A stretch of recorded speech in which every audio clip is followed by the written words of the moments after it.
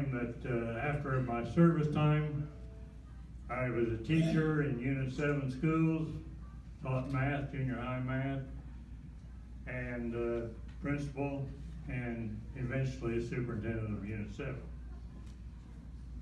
December the 7th, 1941. I was 16 years old, a junior in high school. Had no idea what was coming ahead of us. When we graduated, we had several of our classmates who had already gone into the service. I was the youngest in the class. Was only 17 when I graduated.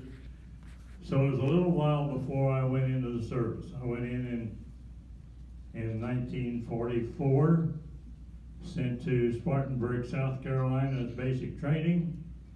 At that time, the Battle of the Bulge was going. So they rushed us through because they needed people over in Europe.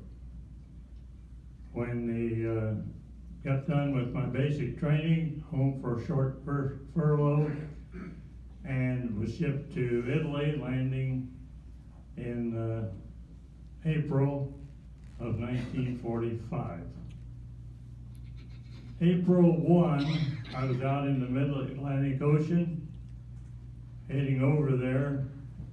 It was Easter Sunday. The waters so calm as like a mirror. And you could wonder to yourself, how can things be so peaceful here when within a week I will be on land in Europe? We landed in Naples, were sent to a camp outside Naples, up on a hillside. Lived in a short with little tents, of your bed being a canvas cot type thing. One of the first things I remember about Italy is that first night I like to froze to death. I piled all kind of coats and everything I had on top of me. Forgot the cold comes up through the bottom. Therefore, I soon learned the rigmarole there. President Roosevelt died while we were there, and we were taken out on a hillside when he was told, we were told about that. Then, a little later, the end of the war.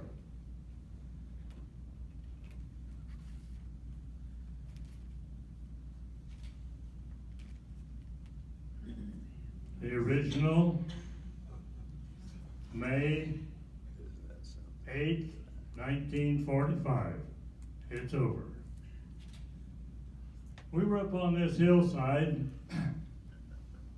and there were several other troops down in the valley. As soon as they heard about the war being over, they started shooting tracer bullets that night up over the hillside. We thought the war was still going on. After that period of time, I was transferred to the combat engineers. I knew nothing about the combat engineers, but soon found out. I was then sent up to Rome to go to school. While in Rome, we were stationed at Mussolini's, going to be a World's Fair. Everything was marble. I mean, beautiful area. Well, I went to school too, about 3 weeks. In that time, we were taught how to take care of the Japanese booby traps, mines, the mines they'll be putting along the shoreline for the invasion, because we were going to ship out on August the 10th. The atomic bomb was dropped on August the 8th. We were tickled to death to hear that something was going on that would help us, because we knew we were headed for Japan. August the 10th, we left Italy, and on the way, we were to go through the Panama Canal and straight over to someplace in the Eastern Warfare. After we were through the Straits of Gibraltar, the guys that were sleeping up on the upper deck said, something's wrong. The stars aren't in the same place they ought to be. And we found out shortly thereafter that orders had come through that we were going to be diverted to Virginia. So instead of going to the Panama Canal, we came home. One of the first ones home from Europe. I noticed in yesterday's paper several praised our President Truman for dropping the bomb because of the thousands of casualties it would have been. I'm one that he is my greatest buddy. After I got home, I was sent to Texas. They didn't know what to do with us for a while. And then I was sent to Fort Knox, Kentucky. While there, they found out I could type, so they sent me to typing school. And then I was put into battalion headquarters. I typed orders and things like that. So during the time at Kentucky was, shall we say, fairly easy. The group that I was with still went testing combat engineering materials. Things I remember. In Italy, in Rome, beautiful buildings, kids scrambling to get something to eat out of the garbage can. A deep impression. My time in the service was not that difficult at the end. After I got out of the service, I came to U of I. I went on the honor flight last October. A great experience. But the one thing that I really noticed, I got to see the plane that dropped the atomic bomb. A great impression.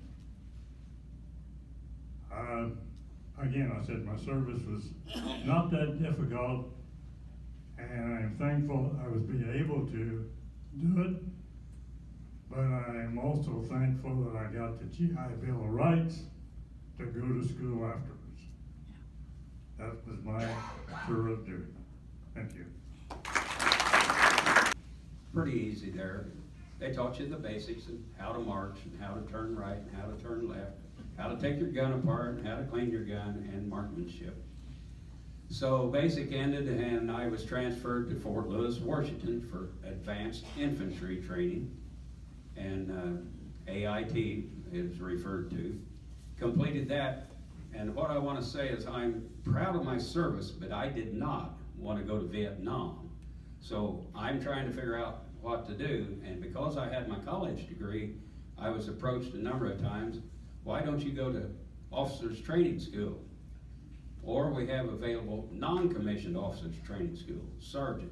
We nicknamed it Shake and Bake because I went in as a private. In 3 months I was going to come out as an E5 sergeant. So I went to non-commissioned officers training, NCO school, and that's another 3 months, and that's Fort Benning, Georgia. So while I'm in Fort Benning, Georgia, what else can I do? Stay out of Vietnam. Oh, paratrooper training's right here in Fort Benning, Georgia. So I want to tell you that I played high school football and I played a year of college football, but I was in better shape when I come out of airborne training than I'd ever been when I was in football training. Started our mornings about 5 a.m. for a 2-mile run, and everybody was equal. I run next to a full bird colonel every morning. So completed that, and my next assignment was Fort Polk, Louisiana. Having my sergeant stripes, I had to prove to them that I earned them. So we went to another advanced infantry training school, and we, the sergeants, were under the drill instructors to give orders to these troops. And one incident I want to relate to you there, our company was in charge of guard duty on the whole base one evening, and we took our platoon or whatever, and we had a certain assignment. And one of our okay, you need to know that they had a barracks that if you were married, your wife got to come down and visit you. You were assigned to this barracks for the weekend. And one of our sergeants got caught window peeking, and consequently he was forced out of the program immediately. So after this stint at Fort Polk, I got my orders for Vietnam. But in the meantime, if you're related with me, I had delayed my experience by 7 months, which was 1969, drafted in March of 1969. So now it's with basic and AIT and this 7 months, it's 1970. So went home for about a week, and the hardest thing I ever did was get on that airplane knowing I was going to Vietnam. We shipped out of Oakland. We stopped in Hawaii to refuel. Couldn't get out of the airport. A whole plane load of us milling around the airport. And we entered in Cam Bay. And I brought a map with me today, and if you've got time to look at it, you'll see where I was assigned, where Cam Bay is. I was south of Da Nang and north of Quien Yan. And I was assigned to the 173rd Airborne Brigade of the 503rd Infantry Division. So they were well established. Things were starting to wind down a little bit. The 173rd had, my company had 4 villages that we had concertina wire around, and we were to guard these people to keep the coming in the evenings and kidnapping their men or taking their food supply. During the day, we opened up an area and they go out to the rice paddies and do their work or travel wherever they wanted to. But the evenings, we closed it up. So I got 3 real patrols while I was out in the country, we called it. First one was to go to a cave situation about 2 miles from our village. And being a new guy, I kind of falled into the rear. And they knew this cave system was supposed to be inactive. And I was quite nervous, but it turned out to be inactive. So we sat around the camp and guarded the village for another week or 2. And okay, it's time for a night ambush. And we had an abandoned railroad about a mile from us, and we knew that they were using this to walk up and down through the evening, try to get from one location to another. So a squad of us, basically 6 men, went out, set out our claymore mines. And the military know what claymore mines are, but they're a shaped charge full of BBs, detonated by electrical charge. These guys went down this way, 3 of them. We went down this way, 3 of them, 3 of us. And we put them out in each direction. And we both groups had a radio, and pretty soon, whoosh, whoosh, here they come. And it was the far end that saw them coming in, and they blew their claymore mine. And I know I shot off 3 magazines of bullets, and I never saw a thing. But the end result, we had a body down, and we picked up 2 weapons. And when I got back to the camp later that evening, I had to change my clothes. Scared to pee out of me, folks. Just literally. Scared to death. Never saw a thing. Went through about 60 shells. So we got back to the base and unloading everything. I had lost all the rest of my magazines. And this is a bad deal because the Viet Cong would take those magazines and make boo-boo traps out of them. So the next day we went out to look at the situation where we'd been, and I went right back to the location where I'd laid down. Lo and behold, there they were. So I didn't have to report to anybody that I'd lost my magazine. So the next, we sat around the camp for another 2 weeks. I know I'm over my 5 minutes already. And it's the time for a recon mission. And we went out toward the ocean. We were stationed along QL1, one of the main roads in Vietnam. And It was purely a reconnaissance. They took us out by helicopter, set us down on a hill, and again a squad, about 6 of us. And they said, take our time, walk back, and just look things over. We've got the mortar platoon backing you up. And we weren't real sure about that. But we saw people, and we hid. We did not want to engage them. They weren't carrying weapons, so why worry about them too much? But we didn't want them to tell somebody else we were there. So when I'd entered the company, first sergeant, knowing had my records that I was a college graduate, he says, can you type? And I said, yeah, if you call Hunt and Peck 30 words a minute, typing. He says, well, I'll be talking to you. Well, we were close enough to landing zone uplift that we got a warm meal every day brought out by truck along this QL1. And about a month after, had these patrols and everything, truck driver says, Henry, collect all your gear. You're going to the rear. I got to the rear, and the first sergeant says, you're now my mail clerk, and you take training from my company clerk. He's going home here in about a month. So I spent 8 months in the rear being company clerk. And an easy assignment. I always said I had a soft bed, warm meals, and a cold shower. And the cold shower was a 50-gallon barrel up on a stand that the privates had to fill, and you could take a shower when you felt like it. R&R, rest and recuperation, was done in Sydney, Australia. I did that about a month before I come home. But before I went over, I had applied to go back to college, and I got my orders about a month after getting back from Sydney that I had been accepted for a school early out. So I only spent 9 months in Vietnam. I come back home in December of '70, right before Christmas, which was good timing. But I had to go back to college for at least 3 months to get me past my full 2 years, being March of 1971. And I wasn't the greatest student in college, pretty average grades. Those general studies just killed me. Poetry and music appreciation, art. But I do have a certificate that I graduated. So anyway, I had to do preparatory work to get into graduate school. And in the meantime, in correspondence with the parents, Dad said I could come back to the farming operation. I had no intention to go in grad school, but I did attend class.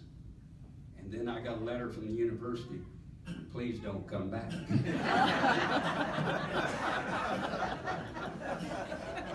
So it all worked out. Here I am in front of you, and Vietnam was quite an experience. I saw a lot of the world.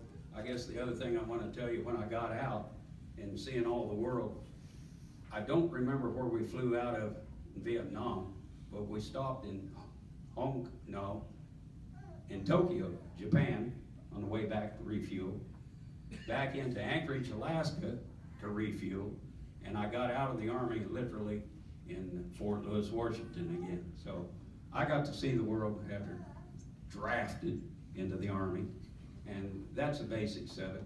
So that's my part, Lynn. It's all up to you. Go ahead. Going down the line. Well, Going down the line. okay. It's Fort Lewis. No, I don't remember that. I got steak dinner yesterday. They processed out every time we came in and out. That was what you got. I don't remember that part.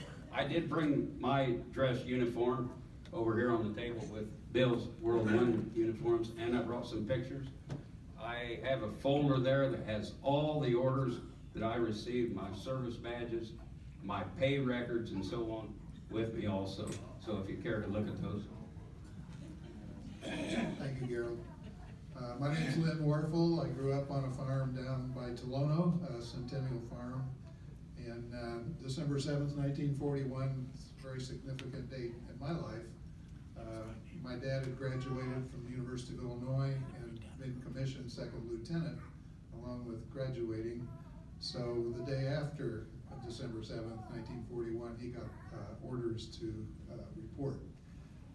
And that impacted my life because my dad did not come home from France, and my mom raised my sister and myself in Tolono.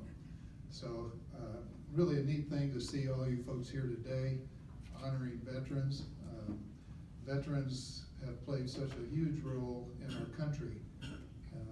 And our country has gone back and forth through different things. Today's newspaper even has an article about isolationism. That's been a constant problem for our country. We're isolated by the oceans quite a bit, even now. And so tendency is for us to just stay home. That doesn't work.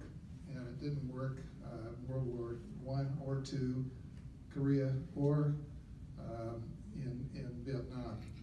And actually Vietnam was initiated out of fear of the communists taking over the world.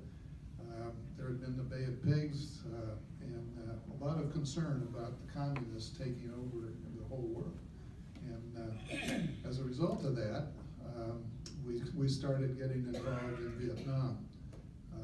Our longest war, actually, about 17 years, from the beginning of sending advisors over until the war was over. And we wound up with about 3 million Americans involved in the Vietnam War.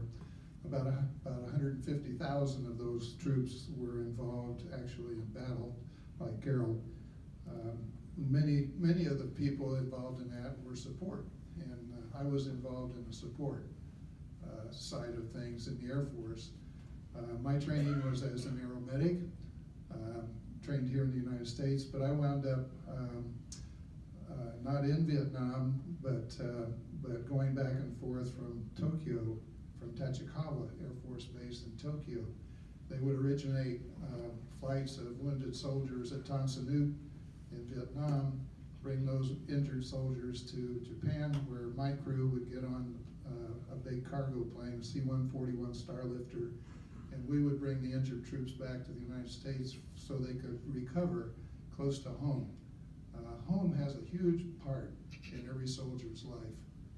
The dream is to go home, and I was aware of that in my dad's case from his last letter to my mom before he was killed. So anyway, my experience with back and forth from Japan to the United States on the biggest cargo plane at the time that could carry supplies to Vietnam going west, and then after the supplies were loaded off, injured troops would be loaded on in litters, and I would take care of the injured soldiers from there back to the United States. So I flew back and forth over the international date line, and before very long, I couldn't figure out which meal I was supposed to eat. So I just ate soup. When I got hungry, I ate soup, because I really didn't know for sure what day it was or what time it was, wherever I was supposed to be next. It was pretty weird doing that. I still have dreams occasionally of the faces of some of those young men that I took care of. They were mostly all young guys, 18, 20 years old. And I had younger brothers who were that age at the time. So they were severely injured and not going to be going back to duty because of their injuries. And so they got to go home and recover at home. Their wounds were all kinds, missing limbs, burns, and difficult things for them. Many of them were in pain. And so today, when there's newspaper articles or people talking about a troop who's been injured, I flash back to the faces of those young men that I took care of. And there's nothing funny about that. We recently had a comedy show that made fun of a fellow who lost an eye overseas, captain. And that's not funny to me. And it shouldn't be funny to any of us. We should honor our soldiers, and we should especially honor those who've been injured in the line of duty. And that's a tough thing. So my flight suit is over there in the corner. I spent most of my time wearing that flight suit. It was really comfortable and practical for the kind of work I was doing. there were about 150,000 soldiers injured there in Vietnam. And so they got to come home for the most part, if they were injured seriously. I did not take part in any of the flights back of the caskets, but I was in places where the flights carrying caskets landed, we landed. And so occasionally I would see the caskets being unloaded at Andrews Air Force Base. They're next to Washington, D.C. And again, seeing a whole plane load of caskets and remembering the faces of the young soldiers who were injured, I get real serious about that. And I'll be honest, I get angry when folks make fun of something like that. So I was really honored to be in the Air Force. I can't say I enjoyed the experience, but it helped me grow and stretch and gave me a much bigger view of the world. Different tours of duty. I was as far east as Ankara, Turkey. Was based in Germany at Rhein-Main Air Force Base for a short time. And then my tour bringing troops back from Vietnam. So it's quite a lifetime experience to be in the service, life-changing, and for the guys involved and for their families. I'm sure my wife was impacted by the attitudes that I had afterwards. So thank you for showing up today. Appreciate it. And if you get a chance, try to impact your school board members and teachers, superintendents, and so forth, so that the kids get educated about the wars. We're slipping as we have fewer and fewer people who are veterans and who are in the service. We're slipping in the education of our young people by not telling them and teaching them about World War II. It was honestly a world war. The whole world was involved in that, and our country was involved in that. So where we may have 1 million soldiers nowadays, we had 16 million soldiers in World War II.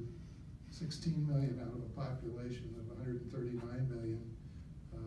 Half of that, so 70 million. We had 16 million men in the service in World War II. It was a huge national effort, and we don't have anything like that today, and we don't want anything like that ever again. So we need to pay attention to what's going on around the world and try to put a damper on things so that we don't get into a world war again. So thank you very much.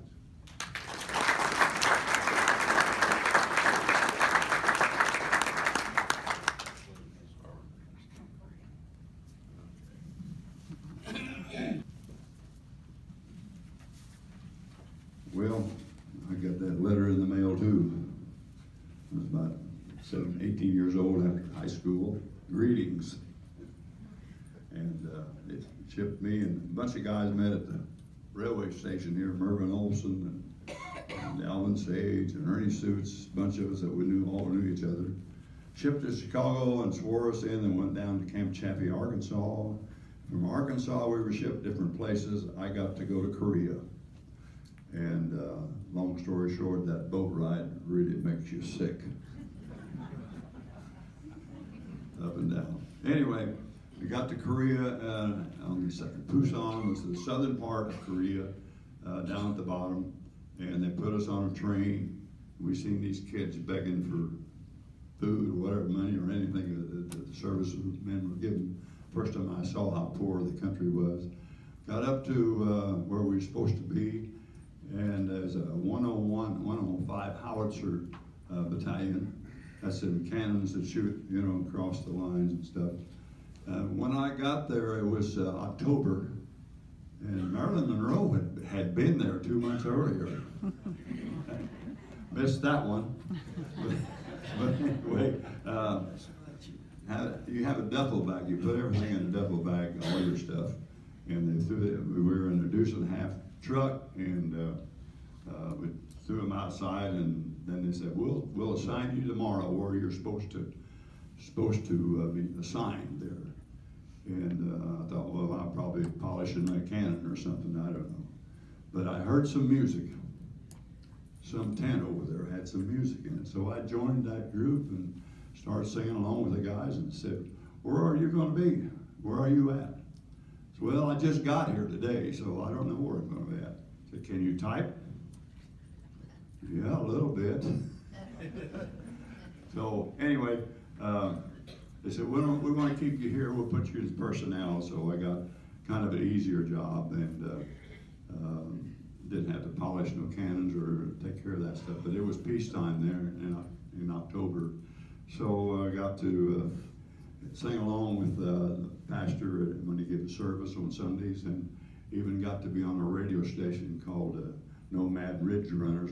So I named what they called us. So I got to do a little music over there and enjoyed the time. I can't believe all the experiences that we've had as service people, seeing the world from where we're at. I got one little story I'd like to tell. Robert Ackerman is one of my best friends, played in the square dance band. He got drafted years earlier to go to Korea. So he did all this stuff, basic and all that, and you went to Seattle. And of course, when you're in service, you get to talk to different friends, you know, you make friends with the guys you're taking basic training with. And so he got up there with all his friends, and it's time to go load the ship. They called everybody's name but Robert Ackerman. Robert Ackerman did not get called. So he got off base and went to a shopping mall just to kill some time that night. And a couple invited him to their house for dinner. And they said, make sure when you get to Korea to just give us a letter, see how you're doing. They got that close. Well, anyway, Robert Ackerman got on the ship the next day and went to Korea and served his time. He never found his friends because, you know, they were in different outfits, but not a one of them made it home. Robert Ackerman made it home. Just that night difference made the difference. Not a one of his friends ever came home. They were killed in Korea.